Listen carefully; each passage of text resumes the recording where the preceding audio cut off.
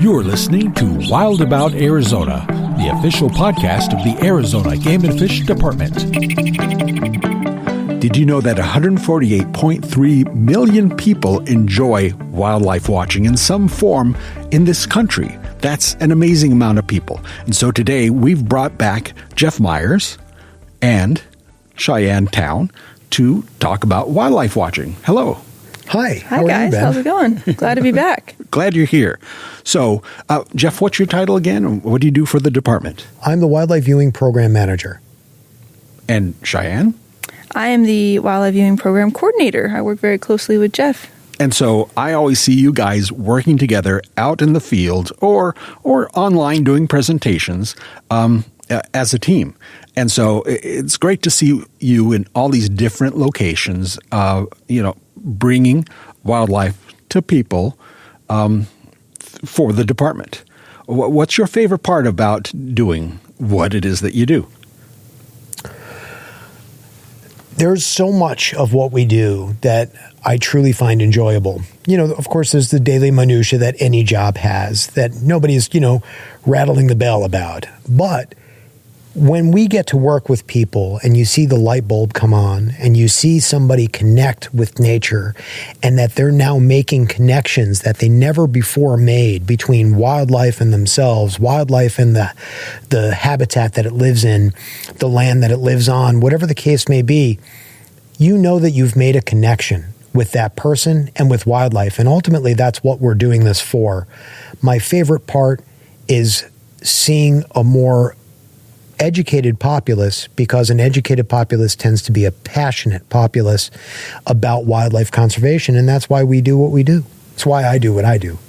Yeah, and I 100% agree with that. Seeing that light bulb whenever we hold our events, and I know there's a famous picture of Jeff talking about bats with a bat in his hand, and there's this little kid just completely amazed. You could just immediately saw that light bulb go off, like, wow, bats aren't scary.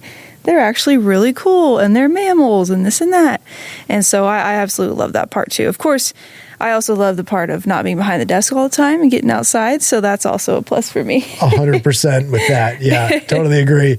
That picture that you talk about, Cheyenne, is so funny because it's true. I use it in almost every presentation. We have a wildlife series of presentations that we do both in person and electronically, or, virtually, and we'll talk about that.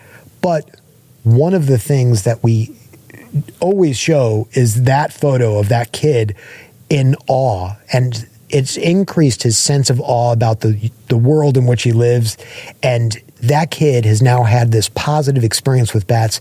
So like Cheyenne said, they're no longer scary, they're cool, and that's going to stick with him for the rest of his life, and that's what we're all about, is we've now created a positive image from this critter that really has this undeservedly negative reputation, bats, and turned it around for this kid. And that's really, moving forward, that's going to make a difference. Right. And like you said, moving forward, like for generations to come, say that kid has his own kids, they're on a walk in a park and they're, it's evening time, bats are just now coming out, and all of a sudden his little kid's going to be like, oh my gosh, what is that? Whereas dads can say, actually, that is a bat. It's really cool for XYZ reasons. And, that kind of stuff, to know that it not only is it that kid, it's going to move on from generation to generation. 100%. Or at least that's the hope. My name is Ben Avechuco. I am a video producer here at the department, and it's my job to follow along folks like you to tell your story and put it out there on TV, on YouTube, and such. So I consider myself really lucky because I get to go along and experience these things too. One of my best memories of last year was going on the bighorn sheep viewing workshop out on Canyon Lake on the water. That was wonderful. I love to do that and tell people that's part of my job. I was supposed to come here today. Yeah. And so just to narrow it down, what is it that you present to people, and how do you get people out there watching wildlife? So we have many ways that we reach the public with wildlife viewing opportunities. The one that probably has the broadest reach we have a series of streaming wildlife cameras And those cameras are viewed by people in more than 32 states around the country and more than 40 nations around the world. Tune in to see our cameras and our wildlife. And we love it because it's a really low bar way, really easy way to reach the public and give them this intimate glimpse into daily life of wildlife. And sometimes they see things that can be brutal because Mother Nature can be brutal. And it gives us an opportunity then to talk to them about that and educate them about that. As far as our events go, we have the aforementioned series of wildlife lectures that we give with more than, probably about 35 topics or so, and it's always growing. Cheyenne's working on a new corvid presentation. Corvid is a group of birds that are extraordinarily intelligent, and the more intelligent an animal is, tends to make it much more interesting.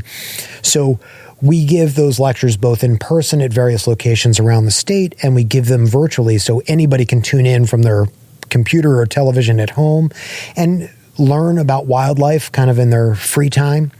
And we also do a series of in-person events.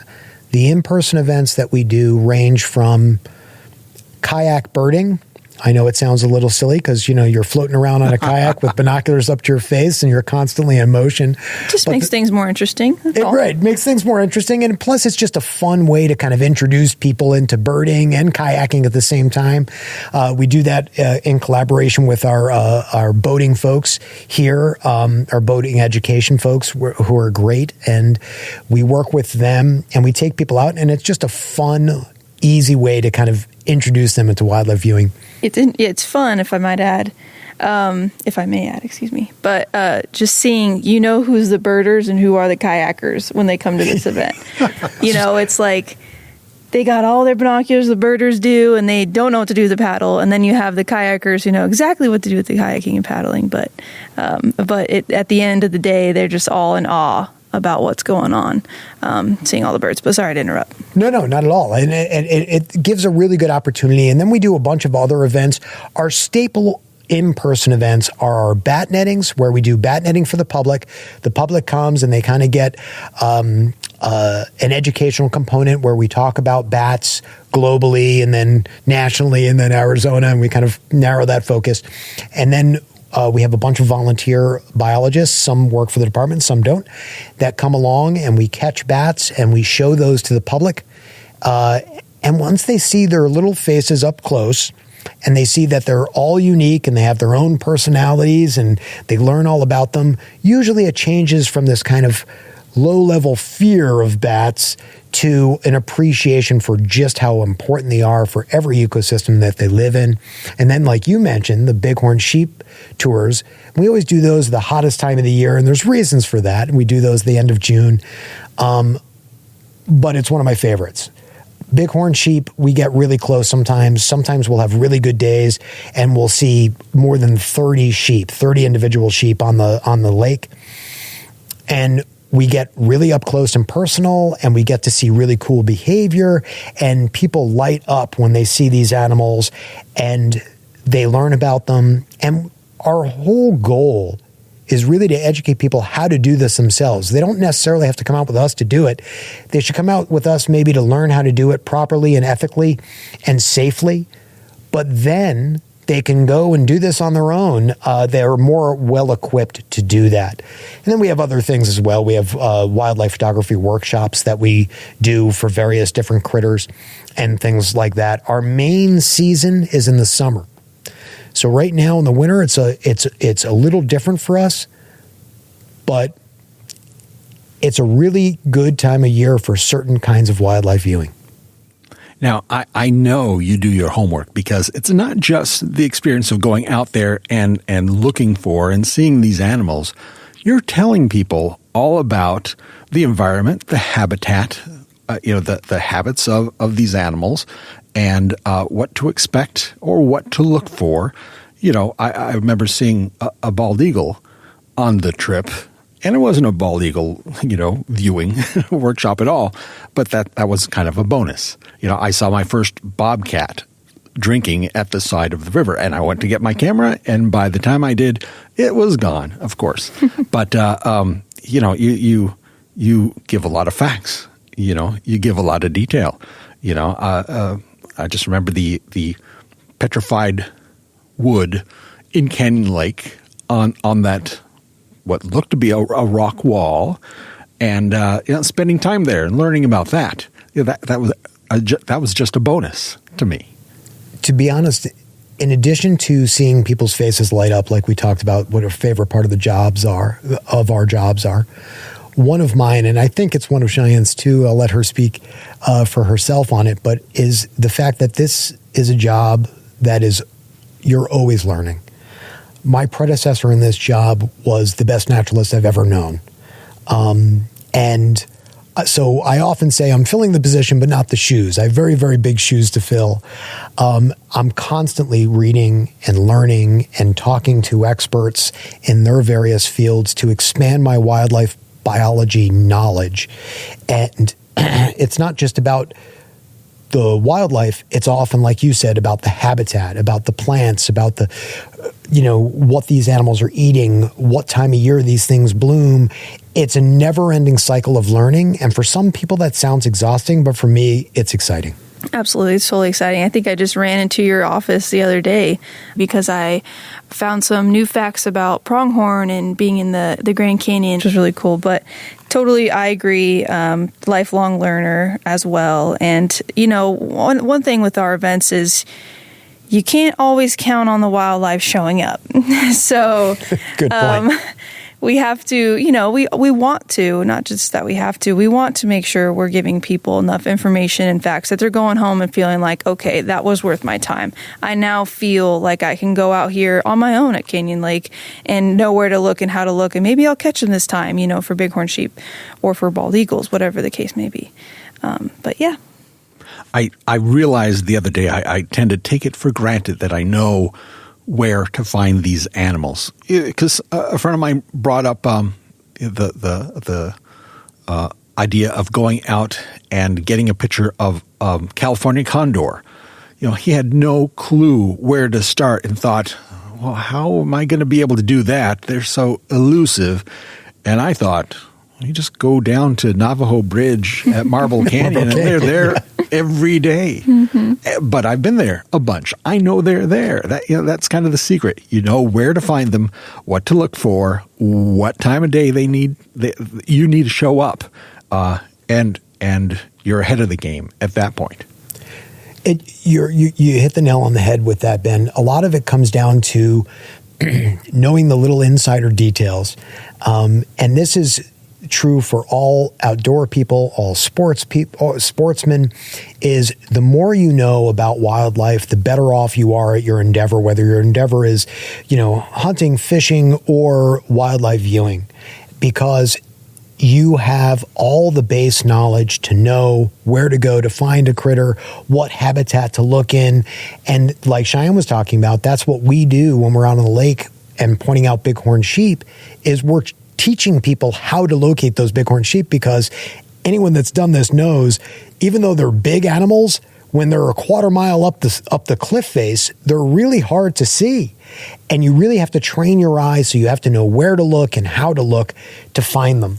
And, that's half the battle, is knowing what's around, where to go. And you and I do take that for granted because we've done a lot of this, but the average person hasn't. So that's our job, is to introduce them to it. One of the first experiences I had was going out on a bighorn sheep capture out by Hoover Dam.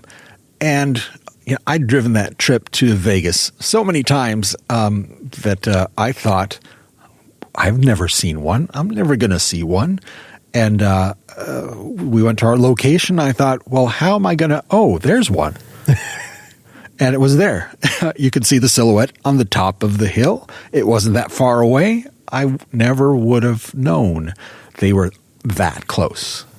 It's so true. Training your eye to see what it is. And that's why the kind of knowledge base before, the studying up before you go out looking, really helps to know the habits, to know the shapes, to know the colors.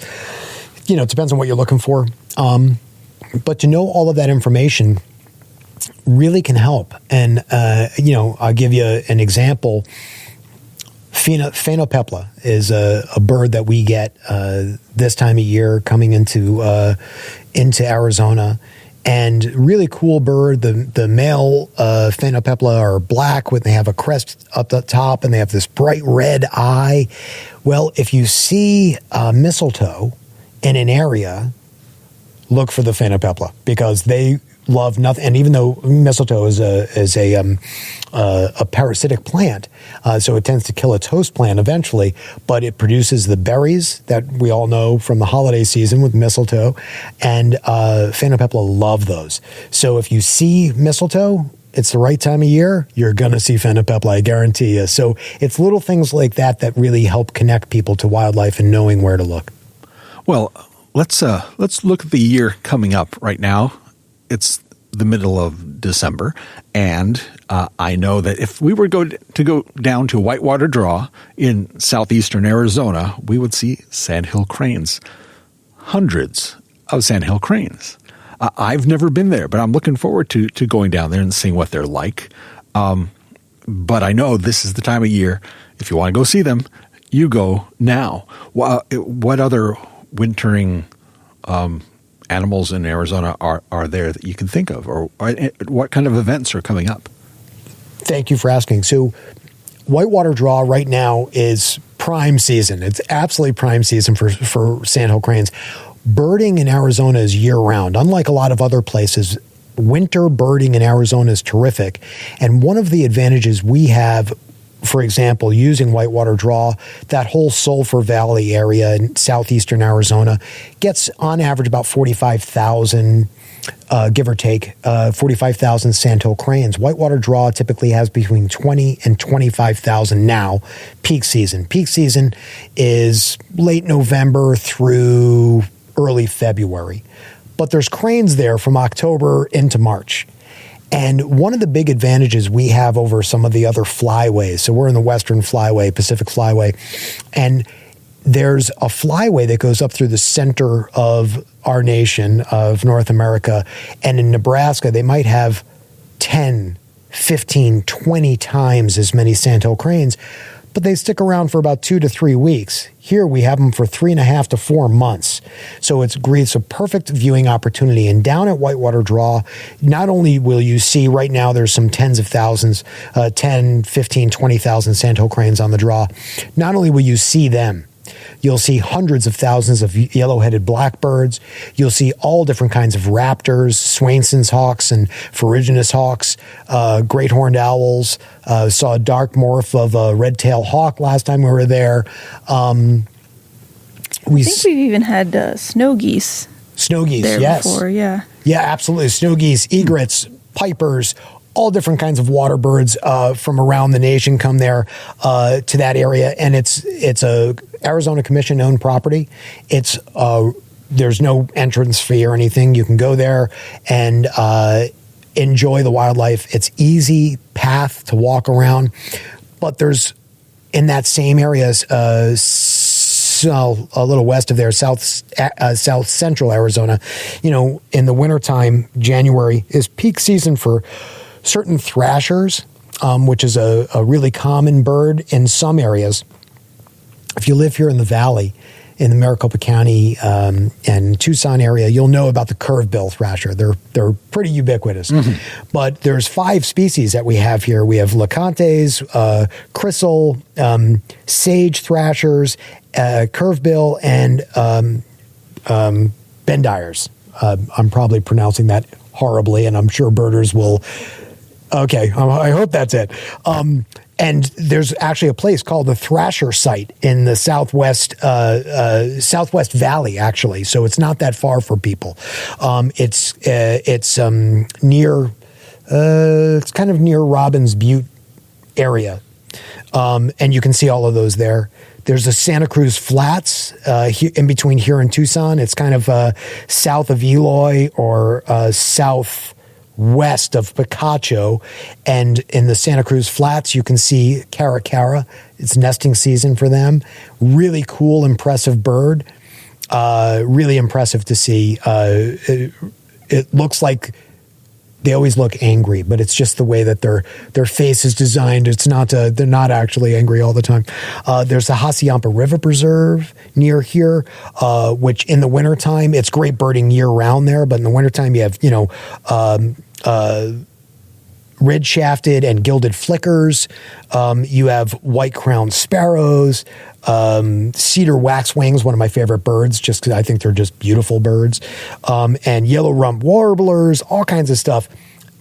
The Avra Valley, you have right now in the wintertime, you have all kinds of aerial acrobatic displays going on between Costa's and Anna's hummingbirds.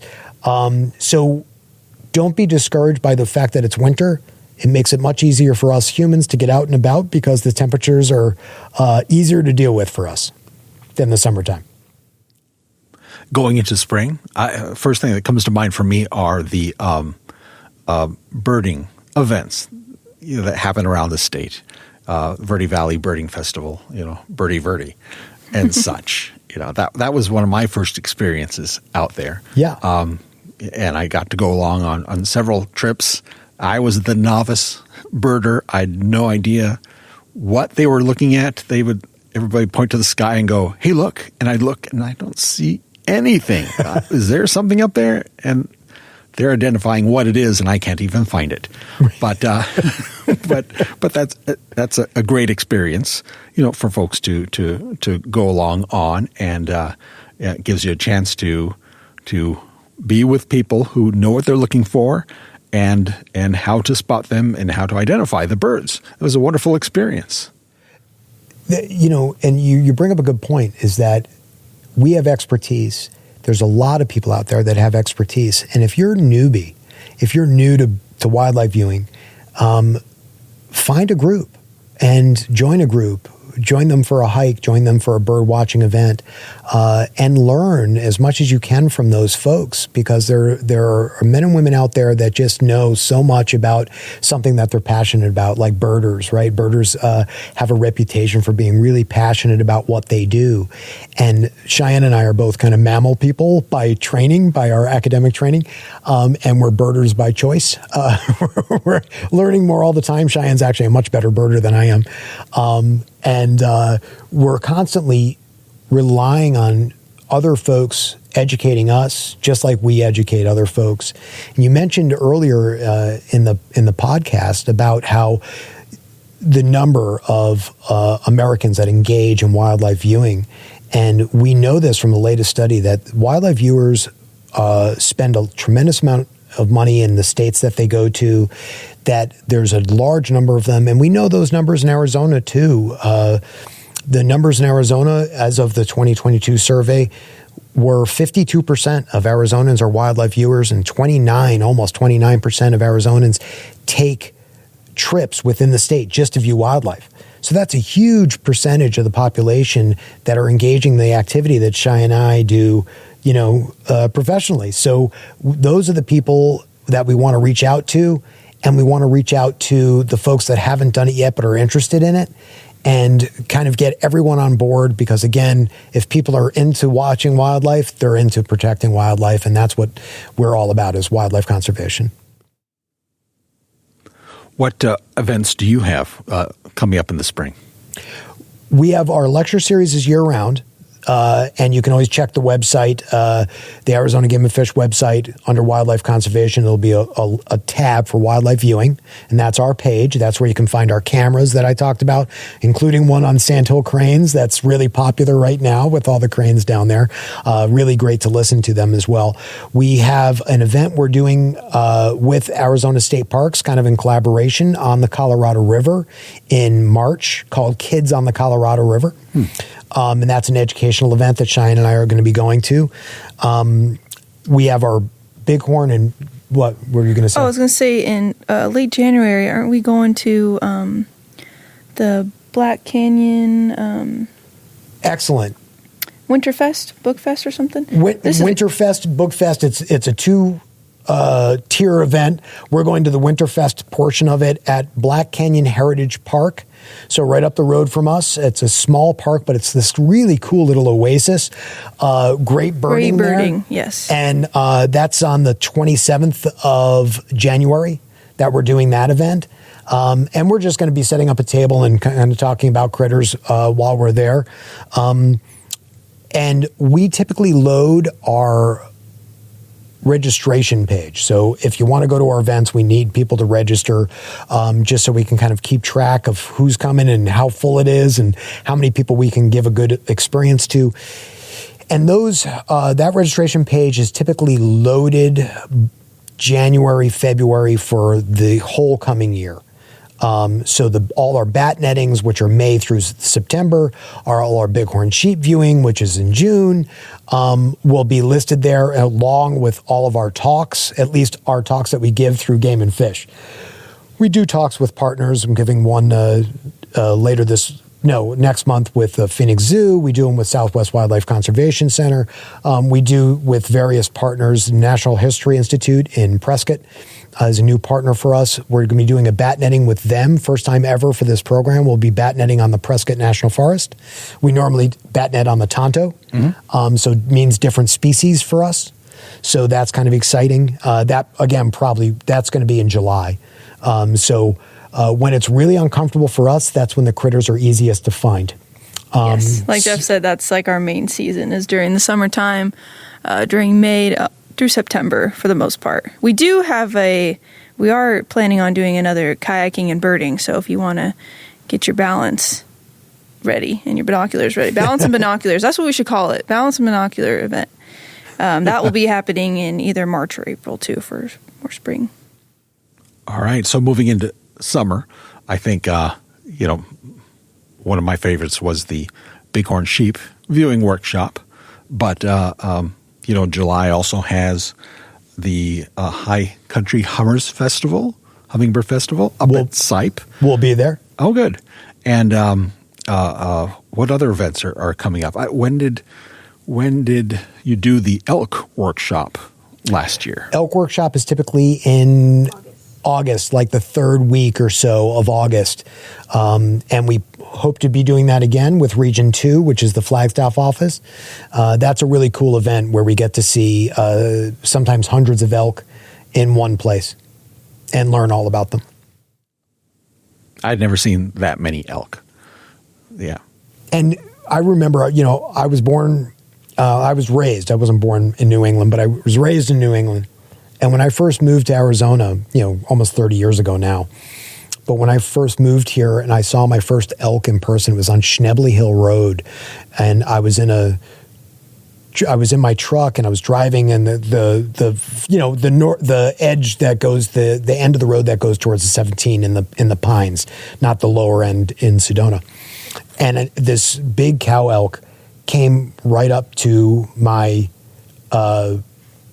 window of my truck, and I was in this lifted truck, and she was looking me eye to eye.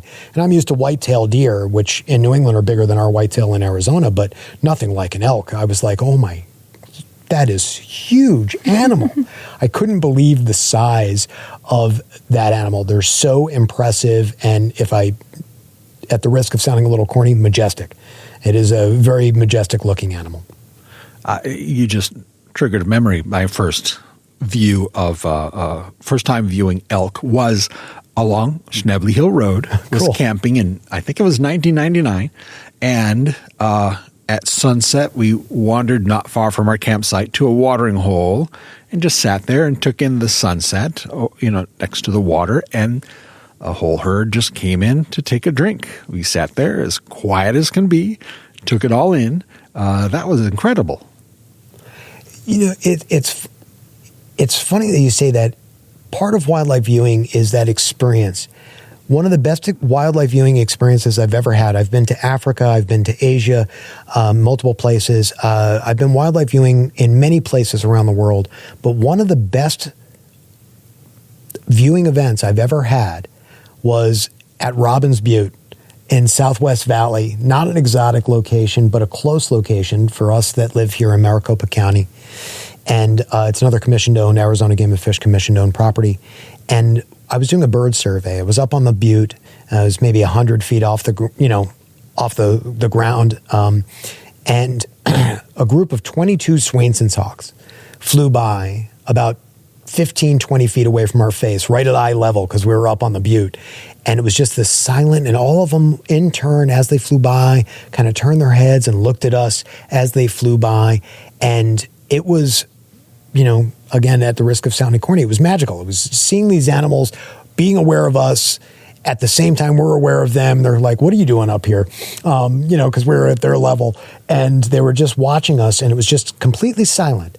But it was as good as any viewing experience I've had in Africa or anywhere else, seeing leopard and all that stuff. It's all magical to me. Incredible. Wow. Let's see, going into fall, if we're done with summer, I missed the event, but the Bats and Buzzards, is that the name of the event, up in Wickenburg? It is. So there's Bats and Buzzards and All Vultures Eve. All Vultures Eve. So that's in March. They're what? All Vultures Eve is in March. Is in March. So that's a spring event. And this is on the pedestrian bridge going into Wickenburg. And it's, I believe it's hosted by the city of Wickenburg. And we just kind of go and help out. And then there's Bats and Buzzards in September, I believe, usually. And that's the turkey vultures have a really strange habit of when they come to town in the spring and they leave town in the fall, they all gather in like places that are familiar to them, kind of, hey, Bob, I'm heading south for the winter. Nice to see you. See you next year. I don't actually know what they're saying to each other, but they gather in these places communally for a few weeks at a time. And one of those places is the bridge going into Wickenburg. And at that time, the bats are getting ready to leave town. So Cheyenne and I usually go to that event and take people under the bridge, on the pathway, show them bats, let them hear bats, let them see the bats come out. It's a really cool event that the public can just kind of show up to and telescope set up. Yeah, we have spotting scopes and binos for people to use and all kinds of stuff. So it's a pretty cool event. We also hope this fall to potentially have a moving water, kayaking, birding, wildlife viewing type event with our boating folks, our boating education folks, and on the Verde River. We're hoping to get out there and actually do some moving water. It's not like rapids or anything, but it's moving water. So it'll require people coming to that with a certain level of skill already, not newbie kayakers should go birding with us on Watson Lake first because it's flat water. It's much calmer. So kayaking on Watson Lake there out near Prescott, right? Mm-hmm. Yeah. That would be an incredible place to go to. Yes. We hope we are going to be doing that in either March or April. Oh, okay.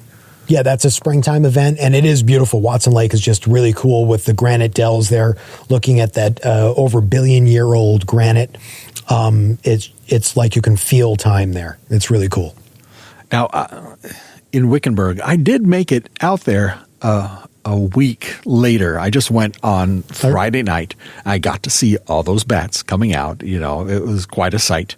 But there are places all across the state that have similar opportunities. Out in Tucson by the I think I-10, there's a certain span of the bridge that houses hundreds of bats as well. So thousands, yeah. So you can see that there. I'm not sure of the exact location. Campbell Street Bridge is one of them. Mm-hmm. And what we always encourage people to do, if anyone's listening to this podcast and you have questions about wildlife viewing, you can go to our webpage and there's ways to contact Cheyenne and myself through that. And we encourage people to send in email questions. Be patient with us. Sometimes it might take us a week or two to get back to you if we're in the field or whatever. But if it's been a couple of weeks and you haven't heard back, poke us on the shoulder and say, hey, send us another email. Ask us any of your wildlife questions in the state of Arizona. Just yesterday, I got an email from somebody that attended one of our lectures with the Natural History Institute in Prescott. They attended that lecture virtually, and they took photos back in 2015 of footprints, tracks, animal tracks that they found, what they thought were animal tracks anyway, that they found out in Sedona area and wanted us to ID them. And yesterday was not a day out in the field looking at animals. It was an office day. So it was really the highlight of my day was looking at that and kind of trying to determine what I was looking at, and so I could tell them what they were looking at. And we're happy to do that for folks, but they can, if they have questions about where to go, like for bat viewing, there's all kinds of options. Shoot us an email and we'd be happy to give you a couple of places to go and that you can safely view bats and kind of get familiar with them, and then come to one of our bat nettings so you can see them up close, so you can see their little faces. Right. Like the one I attended was in Superior at the Boyce Thompson Arboretum. Yes. That was fun. Boyce Thompson is a real jewel of a location. It's a really unique ecosystem, has lots of cool critters, and we usually do 2 or 3 bat nettings a summer with them. We just are working on arranging those dates now, actually, with them. But that's usually reserved for their members, for people that are members of Boyce Thompson Arboretum. The ones that we normally do are at Needle Rock Recreation Area on the Tonto. Kind of near Rio Verde, the town of Rio Verde or Fountain Hills, that area. And, we encourage people to come because it's going to be a different experience than they were anticipating. But like Cheyenne said very wisely earlier in this podcast, we manage wildlife, but we don't control them. So we can't guarantee that you're going to see the animals, but we guarantee that you're going to have a good time learning about them either way. Right. Now, coming back toward winter, you mentioned sandhill cranes come back in October. That's when the first ones start to come in. And what else would start getting active again that we could start to see? There's always a great faunal exchange, for lack of a better term, in places like Arizona, where the summer is pretty extreme environment in most of Arizona, certainly the southern half of Arizona from the rim south. And in places like this, we have critters coming in and critters going out. So in the wintertime, the bats are leaving. There's a few bats that spend year-round in Arizona, but the bats, for the most part, are heading south. The turkey vultures are heading south, but the caracaras are coming in. Certain hummingbirds are heading out to southern locations where it's nice and warm, but others like Anna's and Costa's hummingbirds are here in different areas year-round. So there's really this big exchange of wildlife. We have our resident wildlife, but we also have winter visitors and summer visitors year-round. And if you're into herping is the common vernacular for a term used for people that go looking for amphibians and reptiles. If you're a herper, doesn't get much better than large swaths of Arizona for herping, and that would be a summertime activity.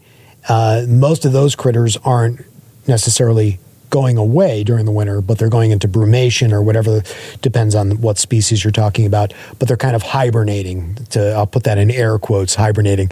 They're going underground, they're going in burrows for the wintertime, so you're not going to see those critters, but you're going to see a whole different array of birds in particular. You're going to see activities in certain animals like deer and elk and cervids that fall into that group. You're going to watch them go through the rut, go through mating, go through, the breeding and having their young, all throughout fall, through winter, through spring. And it's a really dynamic state with a really varied number of ecosystems for viewing different wildlife. There's something for everybody in the state. Wonderful. Now, what Jeff, is your favorite event, or sorry, what event are you looking forward to the most coming up in the new year?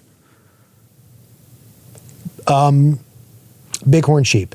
I always love our bighorn sheep tours. They're logistically complex because we have to arrange it with multiple different organizations and multiple work units within the Arizona Game and Fish. We usually start planning those end of June trips. We usually start seriously planning them in February. We've already started this year to plan those events. And, waking up at 2 a.m. to get there and stuff is, I'm an owl, not a dove. So that's difficult for me. But when we're on the boat looking at bighorn sheep, it's worth every minute of it. So that's the event that I most look forward to every year. Oh, very cool. Cheyenne, how about you? I mean, I also love bighorn sheep tours. They're amazing and fun. But I am also really looking forward to our new talks we have coming up this year. For instance, the corvids. I'm having a really good time just diving back into my ornithology books and, learning more about corvids and making that presentation. So the new ones are going to be fun. But gosh, I just love our bighorn sheep tours, and I love our bat nettings. We didn't catch my favorite bat last year, which is a California leaf nose. So this next year, I'm really looking forward to hopefully getting one of them again in our nets.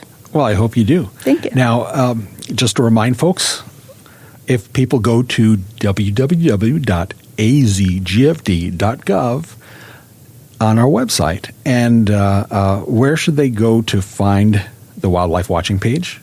So at the top, there'll be a bunch of banners. And if they click on wildlife conservation, which literally is the first link, the first banner. What? The first banner. First banner is wildlife conservation. If they click on that, wildlife viewing is listed under that. And once you click on that wildlife viewing tab, it takes you to our page, and you'll see the registration page for our events. You'll see links to all of our cameras. You'll see links and including interactive maps of places to go to view wildlife. And you can always contact us on if I don't remember if it has our email addresses directly. Pretty sure my email is on there somewhere. If not, you can always go to the cameras. All of the cameras go to an email that comes directly to Cheyenne and I. I think that's eaglecam@azgfd.gov. And that will get us to us as well. And it doesn't have to be about the Eagle Cam. It could be about any of the cams, or it could be about wildlife in general. Shoot us an email, and we'll be happy to answer your questions. Wonderful. Well, thank you both for being here again today. This is your third time? I think it's our third time. Yeah. So you're set a record. All right. Well, thank you. Thank you. Thanks for listening.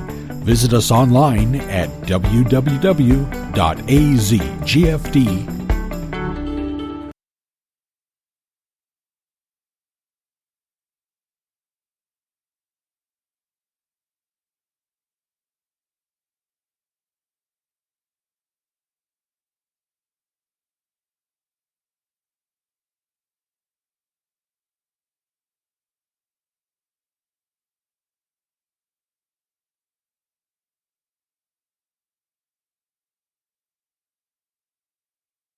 .gov.